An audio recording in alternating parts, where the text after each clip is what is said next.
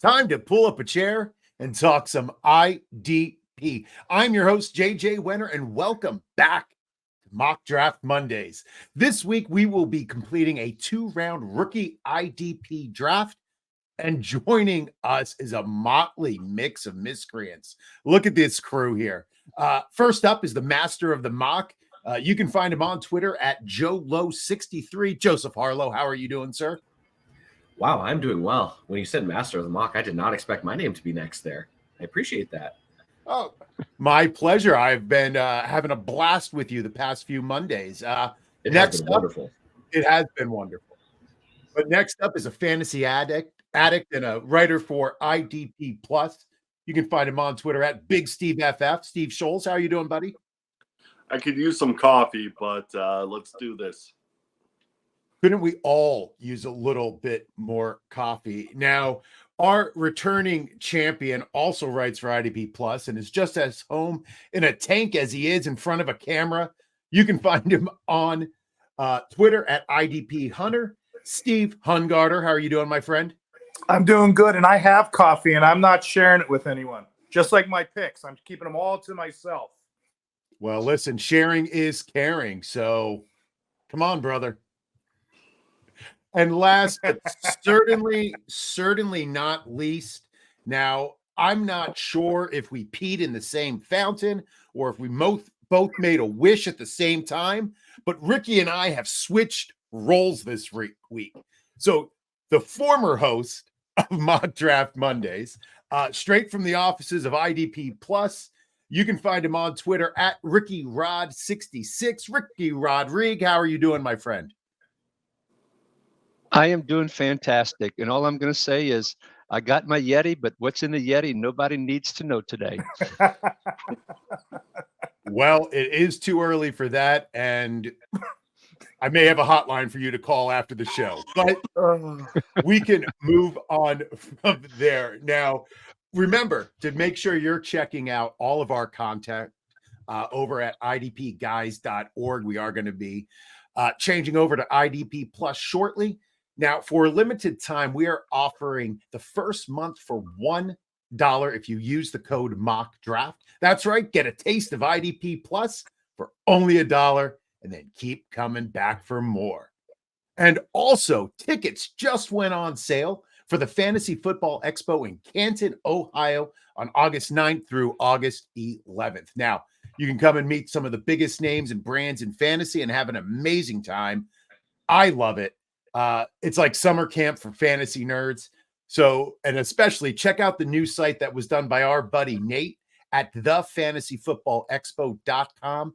Get your tickets, book your rooms, and come hang out with everybody. Is that all I have to say, Ricky Rod? Did I hit all the main points? You hit the main points. You sure did. And you're a much better host than I am, already proving that. Well, just because I write a little bit doesn't mean I'm actually good at this. But before we kick off the mock draft, let's lay out some of our ground rules. We are drafting 5 positions: defensive tackle, edge, linebacker, corner, and safety. We are also using the King's Classic scoring, which attempts to balance scoring across all the positions so that everybody has a pretty much equal value or an attempted equal value. Big plays are worth a lot more, and the positional scoring is a lot more specific to what we're looking for. So where else to start but with our number 1 pick, which is Joseph Harlow. Where are you going with the 101?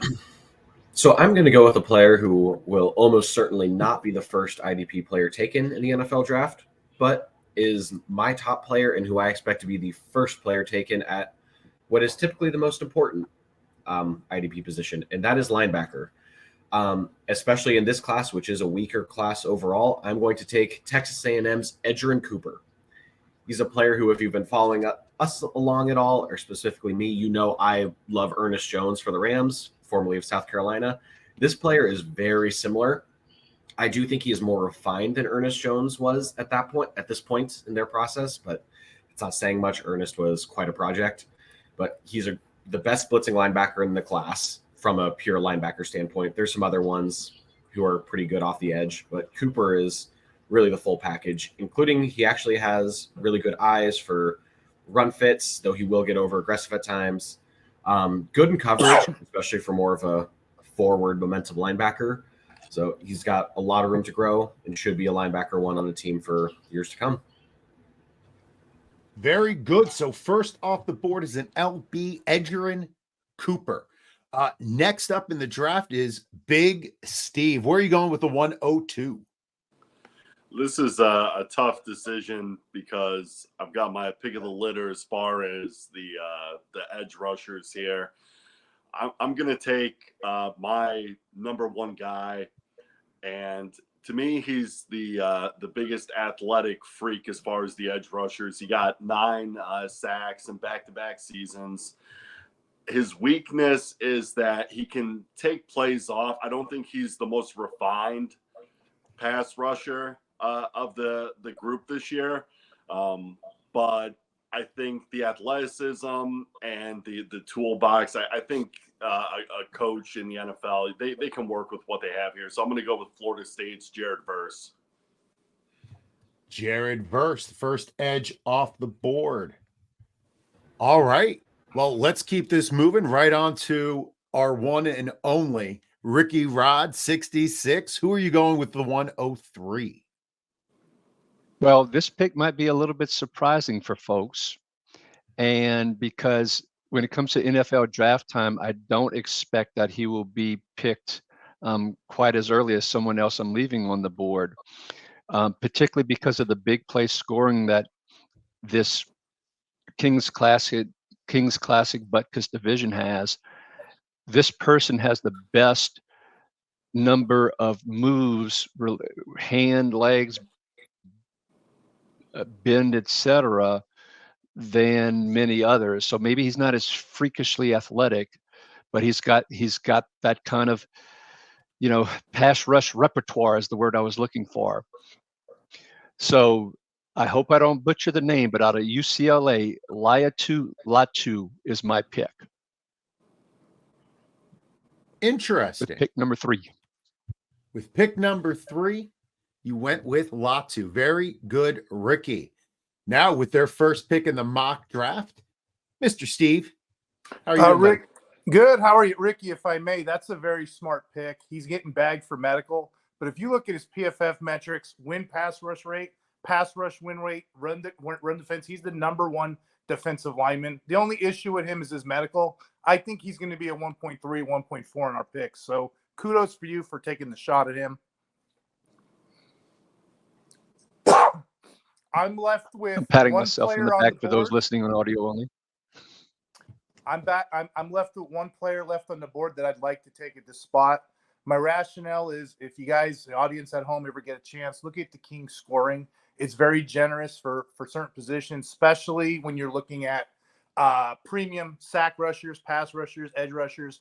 I would like to take Dallas Turner here out of Alabama. He's a 5-star recruit, 6'4", 242 with 4.5 speed, 9 sacks, 2.1 over the last 3 seasons. There's a ton of upside with him. He may even go 1.1 in most drafts. All right. Dallas Turner is the pick at 4. And Joseph, who do you have at the 105? Love those edge rush picks right there.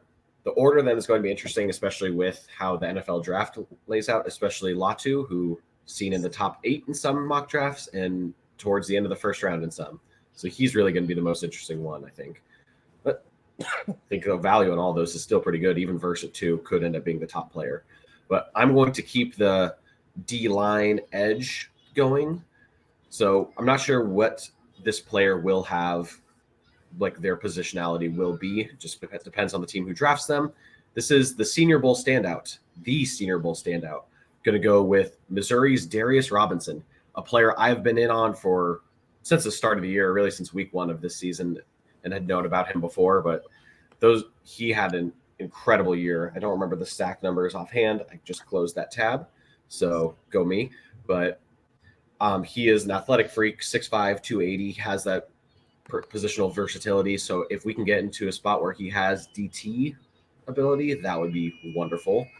But most likely he is going to be more of an edge than scoot a little inside on pass rush downs. I think just the athletic ability, what he showed at the Senior Bowl, and really it through the SEC this season, including dominance against Georgia, who's not half bad. But upside shot here as the edge. Yeah, Joe, and I have those numbers. I have those numbers for you. In his career, 21 tackles for loss and 13 sacks for his career, but of that, 14 TFLs and 8.5 just this past year. He was used a lot differently in Drinkwitz's defense this year than in previous years, so really helped him. Took advantage of the COVID year as Verse, Latu, and Co did.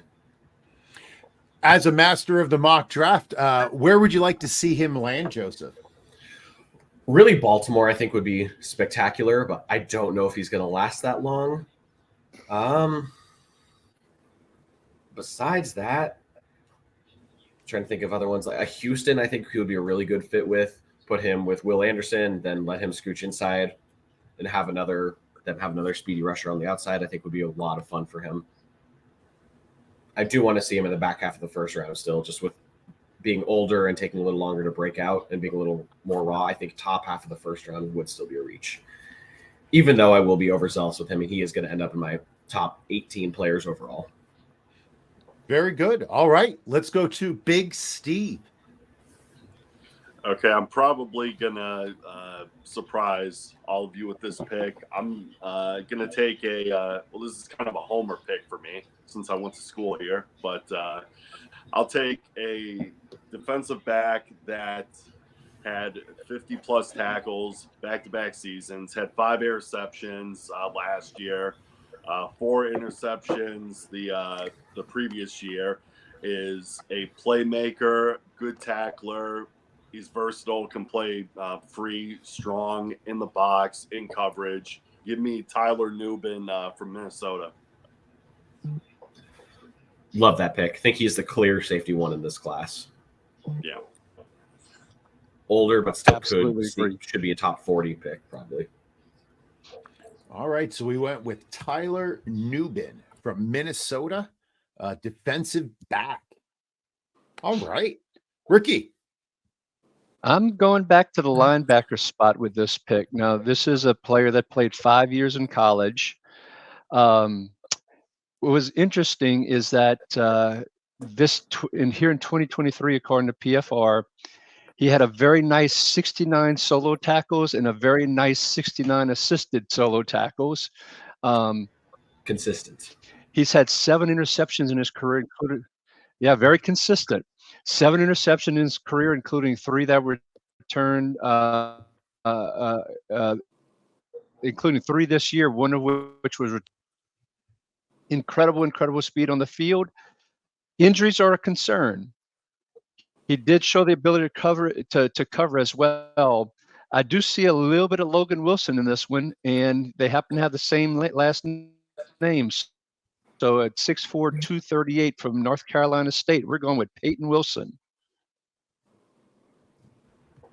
Peyton Wilson. All right, coming in at number 7. I have to say, gentlemen.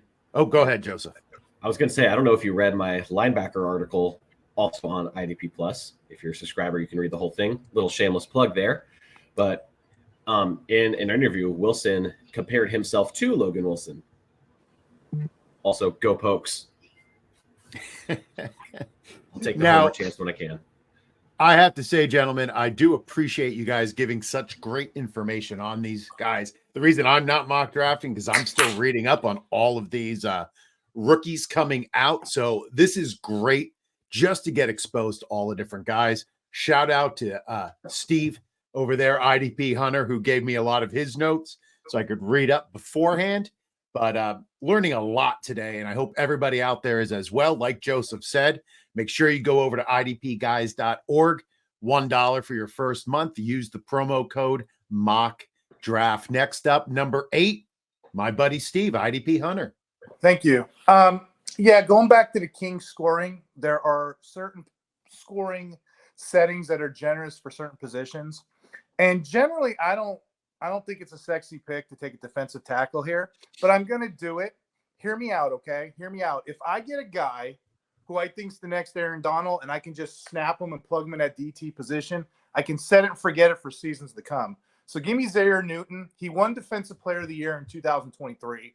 He's the consensus #1 defensive tackle. He's the #1 top 25 ranked player in the country. He should go as a first-round pick, probably middle drafts. What more do you want? His 63 tackles as a defensive tackle and 5 sacks in his first 2 seasons. That's something to talk about. I'm excited about. He's a one-gap defender. I'm not too worried about that in the NFL. The NFL is going to find a way to get these interior linemen in the position. Like I said, he got 7 sacks this season, so consider that high value. So give me Newton.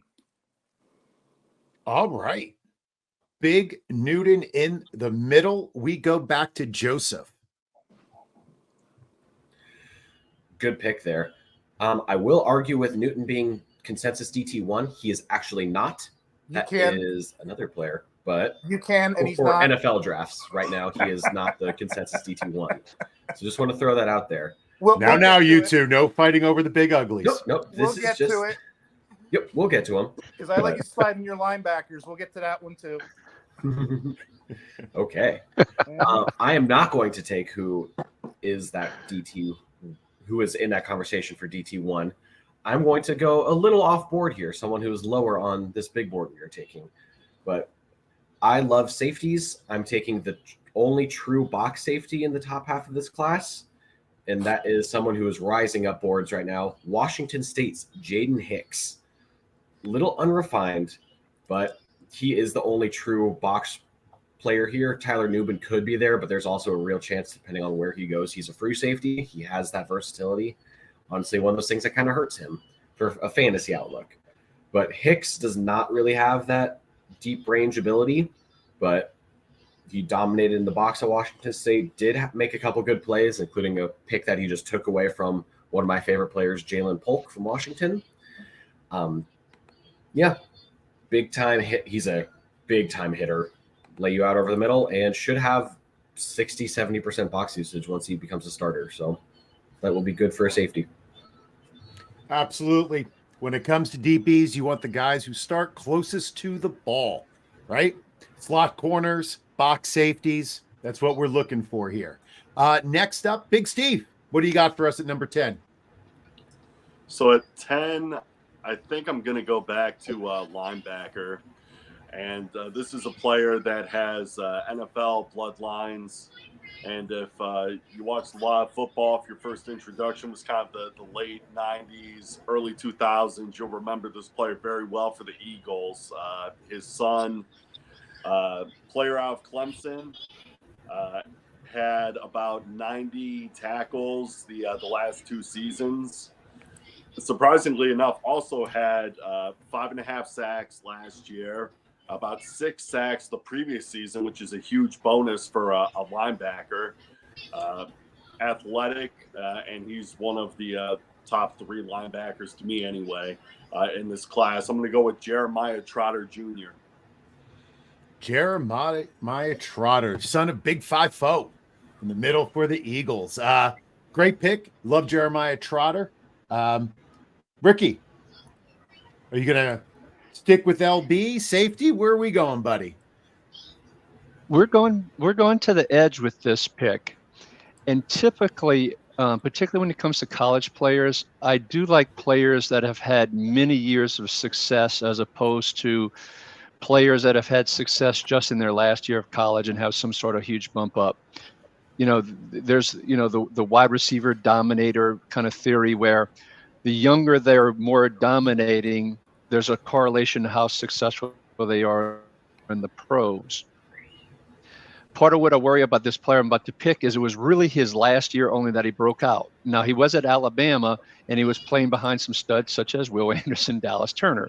So he didn't get his chance to his last year, and so that's one of the reasons that even though he kind of broke out his last year, I'm still willing to take that chance on him. He went up from 300 to 500 snaps year over year from 2022 to 2023. His past year, he had 15.5 tackles for loss and 10.5 sacks. It also went up from like 21 hurries to 33 hurries as well. So really like what we have here. So we're going to go with Chris Braswell from Alabama with pick 11 of the first round. All right. Chris Braswell from Alabama is off the board. which leaves us with our final pick of the first round, Steve. Braswell was my pick, Ricky. It's a great pick. You're welcome. The tanker got sniped. So I'm going to just go down the order of, and again, I could have put 2 or 3 guys here, but I'm going to go Braylon Trice out of Washington. He's a strong run defender. He's actually a terrific pass rusher too, and he's got 4.7 speed. Just you know how it is. If these guys got 4.7, 4.6 speed or less, NFL teams are going to try to put him on the field. He produced 70 pressures in college. 51 resulted in QB hits. 17 were, 7 sacks on the season. He needs a little work, maybe a little polish next level, but I think in the end of the first round, that's a solid defensive lineman pick.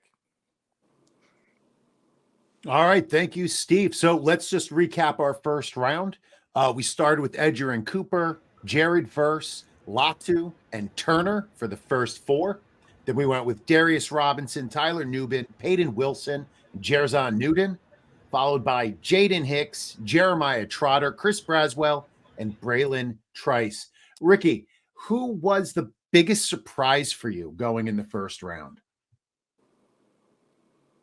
The biggest surprise would probably be Jaden Hicks. So I do trust my man, Joe Harlow, in his analysis and so forth. But it's one of those things from an opportunity pick perspective.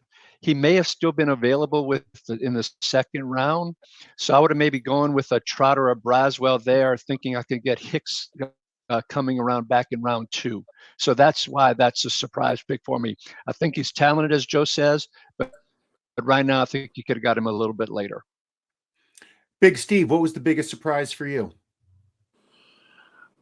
I think Darius Robinson going at 5. Not they went in the first round because at the Senior Bowl he was probably the best defensive player there, and he is a amazing athlete, strong hands, great off the ball.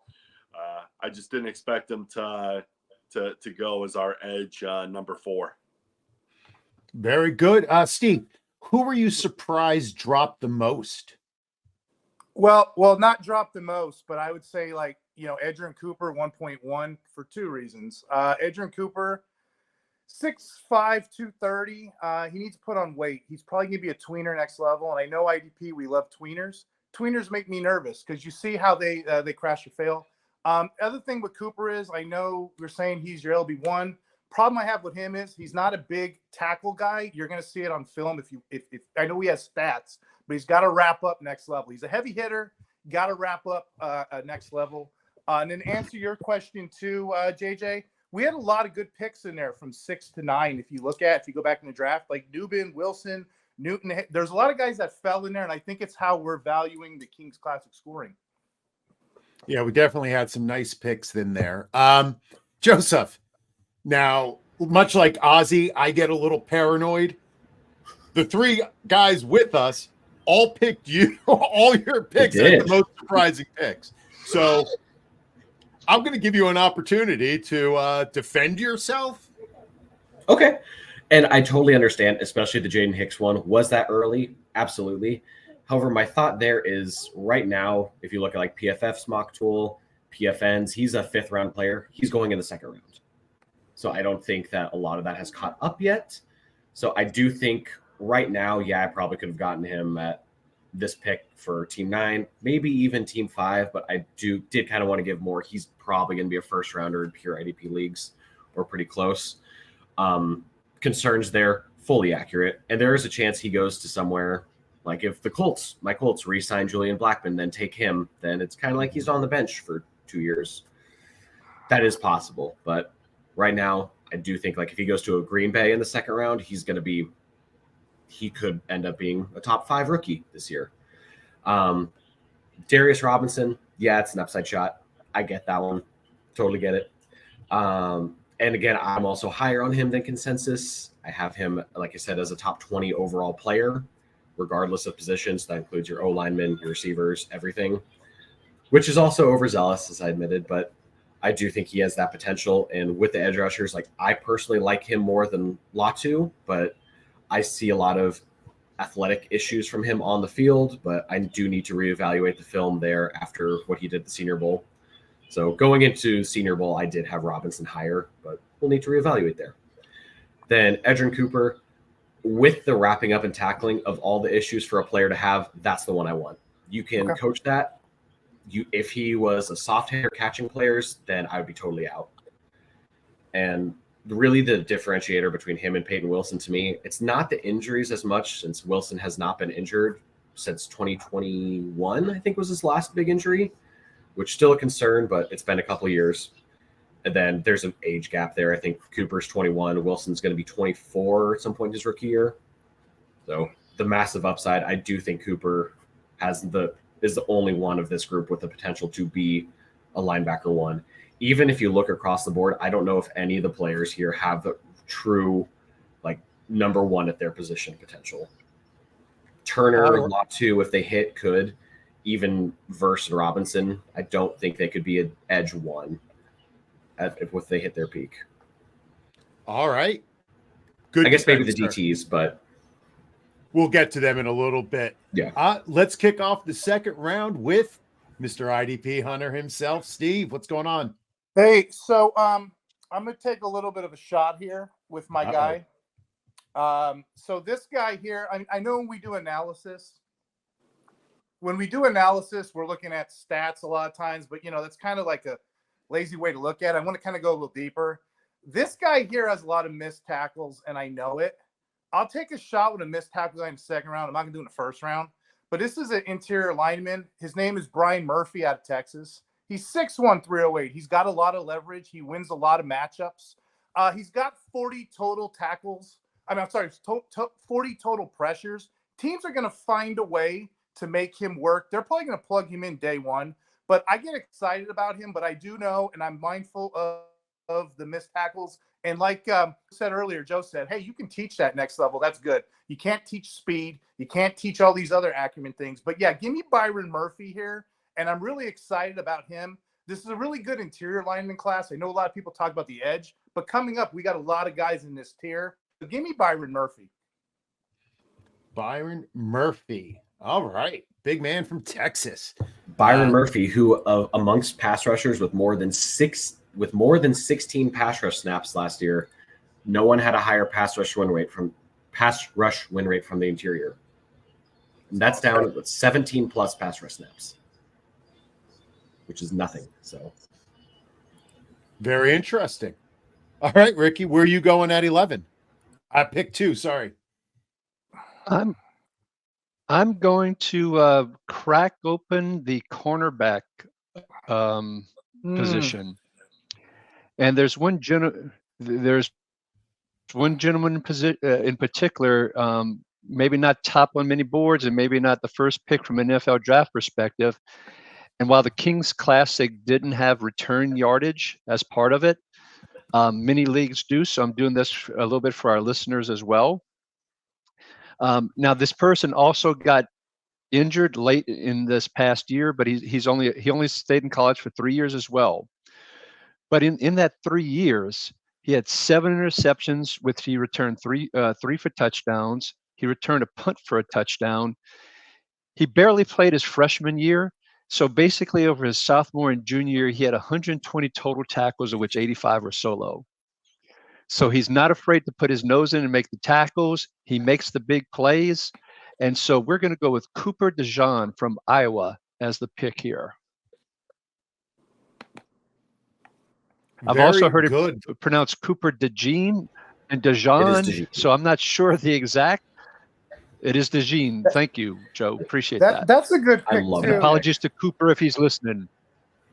I think if you look at rankings, he's like a top 7 overall IDP value, just real life. So that's a good pick. I'm glad somebody went cornerback here.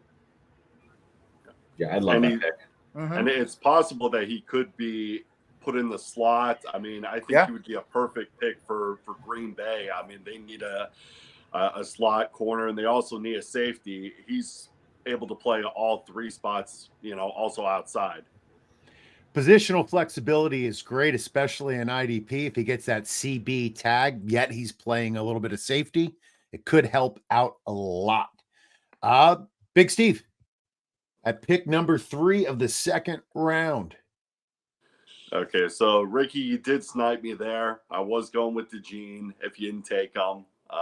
Love that pick. Uh, I'm going to take a player who I have mixed feelings about. He is a part of the defensive interior class.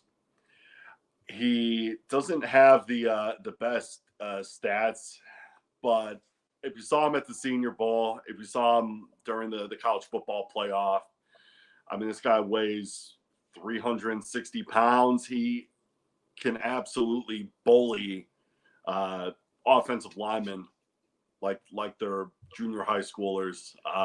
Give me Tavondre Sweat. Now, it's risky because there is conditioning concerns here. They might be a 2-down type of player, and we haven't fully seen the upside as far as sacks and tackles because he had 2 sacks last year and about 20 tackles. But I just think all of the physical tools there, it's really interesting to me. He could be something at the next level. I just want to take a shot on that at this point. Very good. The big man in the middle. Some people are concerned about that weight and how much he's actually going to play. But I have to tell, for the people who are not watching on YouTube and are just listening, my favorite part of this is watching Ricky guess who the guy is picking as we give the run up to saying the actual name and seeing how early he can figure out who it is and drag that name over on the spreadsheet. Ricky's having a hell of a draft too. I'm in the back of my head.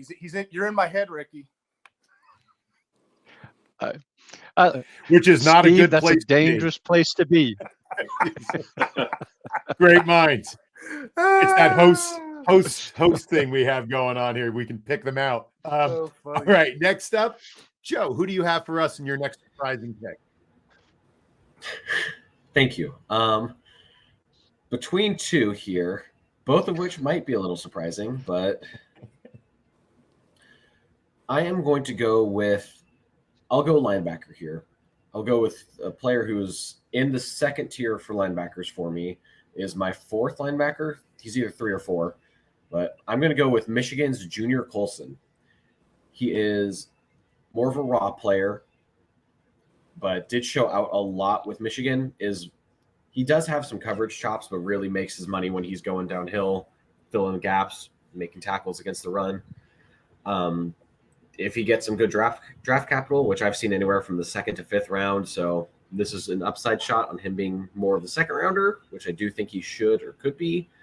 But this guy could be a very big tackle, heavy, get some sacks for you. At this point, I'll take a shot on the linebacker. All right, we have Junior Colson out of Michigan at 204. Steve Hungarden. Yes, sir. I'm not as pleased or happy with this safety class as most people are, but I do know that Cameron Kinchens, he's just as good as all these top guys. He's a center field type mentality, but he lays the thump on people. When he hits them, he hits them. I hope that translates in the NFL because everything's a little bit more sensitive nowadays. But he's a hard-hitting playability, knows a thumper. We're going down the list. We're getting to these back-end defensive linemen, the linebackers. I don't know if you're interested in that, but I'm taking the safeties here, and let's go ahead and take Kitchens off the board. Cameron Kinchens going at 205. Like that pick only because of the alliteration. As a former English teacher, I'm big on drafting anybody with alliterative names. Granted, the Zach Zenner pick and Amir Abdullah killed me, but listen, if you can't find your own thing. Yeah, Peter Parker wasn't on the board, so I couldn't draft him here. All right, Ricky, where are we going with very sticky hands on that one? Oh, well done. This is an absolute flyer pick, and because it's certainly not based on improved production year over year. So this gentleman spent his first year at Maryland, then spent 2 years at Penn State. Extremely athletic, but the production did not match the athleticism. And in fact, in terms of, if you look at his snaps according to PFF, 455 snaps in 2022, a little bit over 300, 303 in 2023. So even his own team ramped him down from a number of snaps. And as you would expect, his tackles for loss went down. His sacks went down from 5.5 to 4. But yet he is an athletic freak. He's got a great first step. I mean, incredible speed and all. So is this someone who looks like Tarzan and plays like Jane? Or is some coach going to get him in the NFL and mold him and making him into something? So at this point in looking at the board, I think it's worth the gamble here. And so I'm going with Chop Robinson from Penn State. And I have a trivia question from my panel here as I drag Chop over here. Does anybody know his real first name?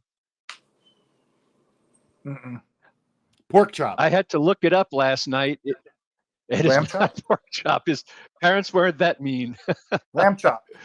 Now I can't pronounce it. Is Demeion, Demeion. So now we know you're why just they showing call off. him Chop. Now you're just I showing off. love it. It's a great nickname for an NFL player. You know, I do want to pause here after the 206. One of my concerns, and I want to go to the panel with this, I don't think there's a lot of skill development at the NFL level. The NFL level, most of the coaching you get from your actual position coaches is putting you in the right positions to follow the game plan.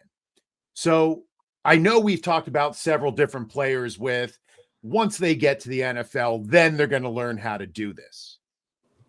Is there any concern that what if they don't learn how to do this? So let me jump on that. So there was a player years ago, Leonard Floyd. Remember when the Bears drafted him? He had lightning speed, but he was light as hell. Okay, well you can have him eat peanut butter, eat pork chops, right? Make him beef up. So there's certain things you can coach next level, gain weight, this, that, whatever. Learn to tackle. What you can't coach is speed or instincts or stuff like that. So yeah, scheme wise, you can put a player anywhere, but there's certain things that you can learn as we get older in life, and there's certain things if you don't have it at this level, scouts aren't going to take you. All right. Well, let's go on to pick number 7. Big Steve. Where are we I'm going? going to take the best linebacker on the board at this point. I'm going to take advantage of the run we had on defensive interiors, and let me take a player who had an insane tackle total over the last 2 seasons, 121 and 144 in the last 2. Also had 5 sacks last season and had a couple of forced fumbles his senior and junior year as well. I think he's a solid athlete. Not over the top explosiveness, but good enough for the NFL. Maybe he gets the day 2 draft capital and winds up being put in like a weak side linebacker position. I'll take Cedric Gray out of North Carolina. All right. Cedric Gray at the 107. Linebacker extraordinaire. Joe. Yeah, I gotta say, I love those last 2 picks. Chop was the one I was between with Colson. Love those Penn State players. Always have a weakness for most of them. There's a few, Sean Clifford, that I don't, but yeah, Cedric Gray also is actually I have rated over Colson right now, but my worry with him is just that he is more of a backwards player in coverage, so just not sure how those tackles stay going. Those numbers stay high, but do love the player and love the pick. But we'll see. It really depends on, as all these guys, it depends on where they go. So I am going to go with a smaller school guy, edge rusher Marshawn Nealon from Western Michigan. Has some good metrics from Western Michigan, played well at the Senior Bowl. Has some inside-outside versatility. I believe he was used inside. Double checking that right now. PFF's being rude right now at the moment, though. But oh, goodness gracious! But I mean, JJ Watt got his way. He's shutting it down. Yep. No, he does have the ability to rush from the inside, outside. So it is versatile player, could have that second round pedigree. So we will really see where it goes from there. Do like his power, some solid speed. Is more of a project with the small school, but do think he can be good. So bit of tweeners for Team 5 here. All right, so Marshawn Nealand at pick 208. Steve H., who are you teaming up with Dallas Turner on this squad? Yeah, so I have two guys here I think I could have taken. So I'm looking at your sheet here. I'm going to take the highest, I guess, ranked one. Let me go with this guy here. He's probably the only zero nose tackle technique player that I'm going to probably go with. He's a 5-star player. His player comps to Christian Barmore. He literally has a top 10 talent. The problem with him is he doesn't do it consistently enough. So maybe he'll slide a little bit more down drafts. But a lot of people know this name when I'm going to say it. His name is Leonard Taylor out of Miami, Florida. Again, the talent's there. Not the problem I have with this too. If he plays a zero technique, very few NFL teams, the Giants are one that do, but other than that, very few teams play that. So he's going to have to adapt. Most of these guys are, but yeah, still. All right. So Leonard Taylor, DT out of Miami, going to Steve's team. Ricky. I'm going to go to the cornerback position here, and also to help our listening audience and so forth. And Daniel Jeremiah labeled this cornerback as sometimes being undisciplined. But for fantasy football, that can be a really good thing because that means he will get targeted. And he has shown the ability and the desire to tackle with 74 solo tackles, 108 total tackles in his career, which is really only 2 years because he redshirted his freshman year. And then he only played 2 years after that. So he's only been in college 3 years. This past year, he jumped up to 5 interceptions from his previous year. Terrific athlete, by the way. Also had a forced fumble. PFF has him as only a 51.9% completion against, which is outstanding from a defensive perspective. So, gosh, as an LSU guy, there's a couple of Alabama picks I've made here, but I got to do it. Terrion Arnold, the cornerback from Alabama, joins Team 3. All right, Terrion Arnold. Okay, we have a problem here. After every one of my picks, y'all have all said, great pick, and I didn't hear it from that one, but I do want y'all to acknowledge what a great pick that was for the record. I think you don't want to get your ego too high. I think your audio might be off because we haven't said that once. I don't know if that's like the echo of your own voice, but listen, if you don't support yourself, Ricky, who will? Exactly. When you're married as long as I have, you got to start supporting yourself at some point. Got to pat your own self on the back. Now, gentlemen, I know we're doing King's Classic scoring on this. We have 2 picks left. If you're in a standard IDP league, do you see corners going at all in the first 2 rounds of a mock draft? DeJean is the only one I would really be taking, just because of his versatility. Yeah, another one to throw in, and I apologize, Big Steve, if this takes your pick, but Ennis Rakestraw would be one I would consider. Just do think he's very Devon Witherspoon, not the coverage man, but just very reckless abandon, will hit you in the mouth, though isn't a huge player being a corner. But Terrion Arnold, I completely get as well. Mm-hmm. He's up there for cornerback one, the coverage ability and the aggressive nature, like you said, where he will kind of get baited sometimes. But. So there's a rumor right now that a lot of teams are looking at Cooper and trying to convert him as a safety. So again, it's a rumor, but that's kind of enticing. So I'd probably take a shot at him and draft him as well. Yeah. All right. And well, JJ, go ahead. Yeah, sorry, JJ, and you called it out earlier. And I forgot to mention in my analysis, part of the reason I also had him that high was spot on. If he has a cornerback designation but gets a lot of play at safety, depending on who picks him, as Steve H. was just talking to, that could be an incredible steal from a scoring perspective for IDP teams. My worry there is that they do transition fully to safety and he loses that cornerback thing.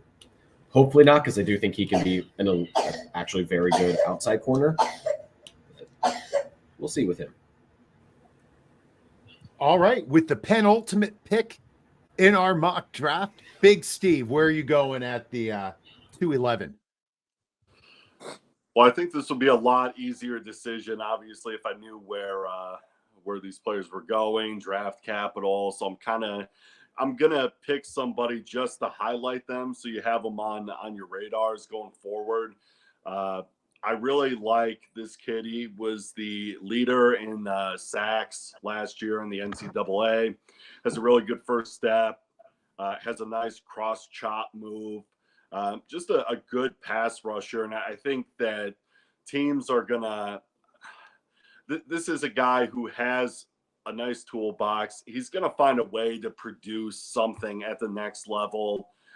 His only concern is that he's a little bit on the lighter side, and I'm afraid that that's going to limit him being a 3-down player because of teams' concerns against him against the run.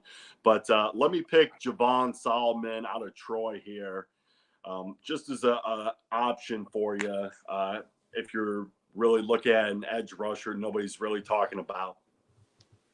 Javon Solomon. I must admit that's a name I have not heard. So I'm looking forward to reading up more on him. Thank you, Big Steve, for bringing him to my attention. Now, Joe, it has come down to the point where you're going to finish off this mock draft. As the master of mock drafts, where are we going? So I'm going to take a page out of Big Steve's book there. Also someone who, little off the board, he is very low. I'm actually between two. Both are very low on this bug board we were looking at, but they are in that tier 3 of linebackers for me. Still not entirely sure which one to go with, but I will take the one who I think has a better chance of having high draft capital, and that is linebacker from Kentucky, Trevin Wallace. And yep, way down there. And the other name I was considering is the name right above him, John Trey Hunter. Both of them, I think, are incredible athletes. There is a little more big-time production from Wallace just being in the SEC, having 80 total tackles this past year. Hunter had more stats, but Georgia State, smaller school, and being in college for 6 years. Wallace is a great cover guy, really good blitzer too. Super, very much kind of flying around with his head cut off, sort of, but do like him a lot, really liked his film. Then kind of just keep going with Hunter. He spied Jaden Daniels when the matchup against LSU, and he was top 3 player on the field when LSU was on offense. It was one of the more sad films I've watched. It was him causing chaos, and the other 10 guys on defense couldn't hang. So it's like him just like making crazy plays, and then Brian Thomas or someone was down the field, and was like, and just watching him like, oh, okay, that's fine. He forced a fumble at one point, and there were 5 Georgia State guys around, and the LSU guy got it. It was like, oh, okay, this is a athletic disadvantage here, I see. But Hunter might be the best athlete amongst linebackers in this class. But Wallace, I think, is a little more refined, played in the SEC, which is a plus, especially compared to a G5 school. So I don't know where either get drafted. I have a late 2, early 3 round grade on both, but in a weaker defensive class. Thank you. But we'll smuggle them in there. But we'll call it a tie. These are some more names to just keep an eye on, depending if they get good capital. All right, well, let's recap the second round quickly. We have Byron Murphy, Cooper DeJean, Devondre Sweat, and Junior Colson, followed up by Cameron Kinchins, Chop Robinson, Cedric Gray, and Marshawn Nealand. Then finishing us up, Leonard Taylor, Terrion Arnold, Javon Solomon, and the Trevin Wallace / John Trey Hunter pick. Now, gentlemen, who is one player who was not picked that you want to give a shout out to? Joseph already had his. IDP Hunter, Steve. So I want to entertain the audience with a wild card, maybe a joke kind of situation. There's a player, right? And I think he's at Senior Bowl. He's making waves, so people kind of are starting to pick up on him. This guy ends up going to college, and he takes 2 years off because he decides to go on a Mormon mission. Okay? So he's down there playing at Utah. He tells his coach, hey, I want to go do my mission. So a lot of people don't know about him. He shows back up, right? And they're like, well, hey, can you play running back? He goes, I don't know, I guess. So, Utah being a small school, he plays running back. And he gets 158 yards and a touchdown against California, a decent school. So they try him out again. The next week against USC. He gets 149 yards receiving. And he broke 20 tackles on 42 carries. Considering how weak of a running back class this is, this name may be somebody. But just strictly for a DB prospect, he's in my top 10. He's on your list as well. So that guy there, Sion Vaki, safety out of Utah, I would probably put him at the end of my drafts, assuming that people that I know may or may not know him. Good. Oh, Ricky. You sniped me on that question, Steve. So you got even with me on that one.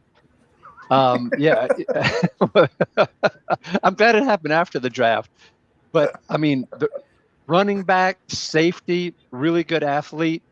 And the fact that he hasn't played that many years of safety and he had the productivity and all, you asked the question earlier. I think this is someone who can continue to grow.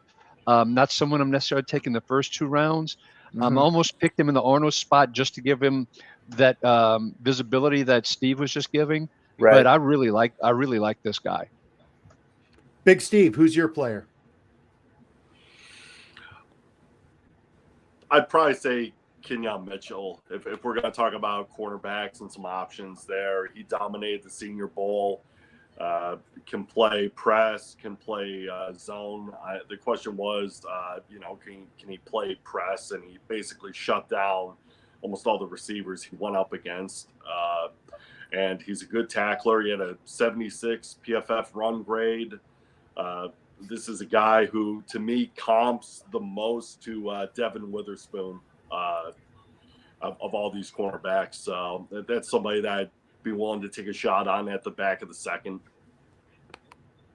Joseph, who's your guy? I want to give a couple names. I'll go quickly with them. So, want to be thorough. Want to give everyone what they need to look at. So first, love the Sione Vaki name.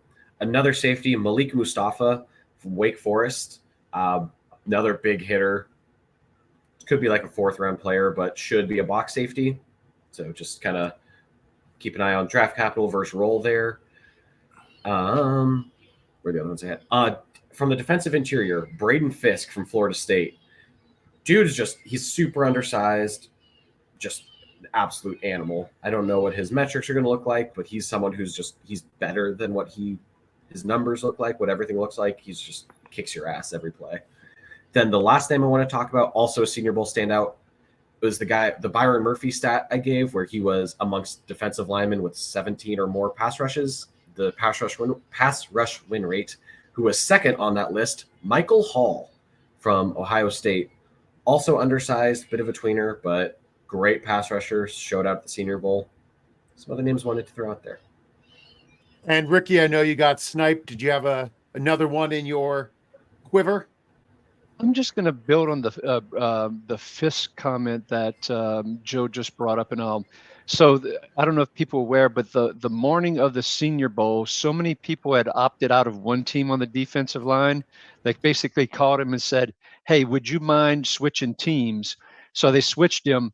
The team he got pulled from, and I forget it was American, National, American, which way it went. The coaches were furious because they had taken away, moved to the other team. And even though he hadn't practiced with this other team, he was all over the field. You could have argued he was the MVP for that defensive team that he got shifted to. His motor was absolutely incredible. Now, he played 4 years at Western Michigan before he transferred to Florida State. His stats were not nearly as prolific as they were at Western Michigan versus when he went to Florida State, but still put up solid numbers in that defense as he moved to, from the MAC to the ACC. But when you have someone with that kind of motor and all, and that hustle, and he can put on a little bit more mass, I kind of like this Braden Fisk guy as someone to keep an eye on. All right, some really good people to keep an eye on that we did not draft, but based upon the combine and where they get picked, keep an eye on those gentlemen. Now, I just wanted to make sure to thank everybody for tuning in on Mock Draft Monday. Make sure you visit IDP, guys, and use the code Mock Draft for the first month for $1. And as always, be safe, be well, and remember, never say anything to make a meeting longer or cut a happy hour short. Boat drinks, my friends, boat drinks. Thank you for watching this IDP Guys video. If you like this content and you want more fantasy football content, click here. If you enjoyed this video and you want to see more videos to help you master your IDP league, click here to subscribe.